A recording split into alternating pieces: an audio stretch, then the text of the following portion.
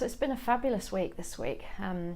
International Women's Day yesterday, the book launch the day before. There's been a lot to think about and reflect on, and I just want to highlight some of the things that have come up this week, the things that we talked about on launch night, and also with the hashtag Press for Progress for this year's International Women's Day, something that I think is key around how we press for our own progress as women. Because I think whilst we live in a society where we do rely on others, we rely on a fair society, we rely on some of our equal pay policies, we rely on the decisions that our governments make to help us in this progress. We also rely on the men, because how can we not? That our men often are in positions of power and therefore influence, particularly in our businesses, our governments, our communities, our families. So yes, we rely on their support. There's a lot of external circumstances that we might rely on for progress, but there's also a lot of internal circumstances, and they're the ones that we control. So as women, if we're going to press for progress, the biggest bang for our buck is the progress that we can make ourselves. So that's when we turn inwards, we take accountability, and we look at what we can do individually to help press for progress. And often as women, this isn't something we're good at. We can be waiting for someone to sign our permission slip to succeed. We can often be our own undoing. I know I was. I didn't fit in because I disowned my authenticity. I burned out because I was busy trying to be all things to all people. I didn't get promoted as often as I could have because I didn't think I had the skills to apply. And I certainly didn't get paid as much as I could have because I never asked for any more. I was in relationships that made me unhappy because I didn't think I deserved any better. And I felt fat and ugly because I was comparing myself to size 8 airbrushed magazine models. So how do we take control and press for progress ourselves?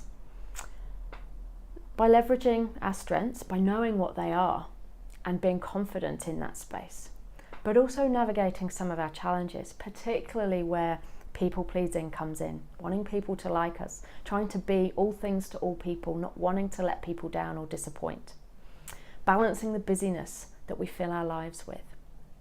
Navigating the challenges of self-doubt and comparing ourselves to others and always feeling like we're falling short, even though the comparisons we use are often not real.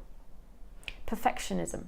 That's another one that can get in our way, and how we navigate that, always wanting things to be perfect, and the fear that crops up as well for us. We get the most bang for our buck when we focus on the things we can control, and this is the stuff we do as women when we press for our own progress and we endeavour to be the best that we can be, but also by giving ourselves a break along the way and not beating ourselves up for not being perfect, for being human. Another way that we press for progress, and I think something that's key, is the tribe that we have as women. We are far stronger together than we are as individuals, and sometimes that's difficult because we've been taught over the years that we need to compete and that our success should be at the expense of somebody else's, and this sometimes makes us reluctant to support each other, to band together as a tribe. But this is truly where our power is. And quite often when we see somebody who's successful, who seems to be doing it right, we don't see on the inside all the fears and insecurities they have, the failures they've made as a result of getting to where they are now. And often it holds a mirror up to all the insecurities that are within us. And this comparison of, she's clearly got it sussed out, why can't I be like her? And then we are reluctant to support those people when really we can learn from them. And if we band together and all support each other, that is where we will be able to press for the most progress. So the book is out now.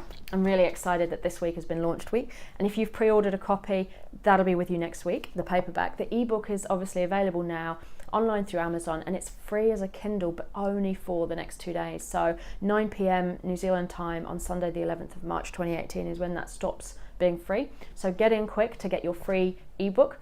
And it will obviously still be available for download after that. And paperback, you can get it from the website as well, inspireyourlife.org, like a girl.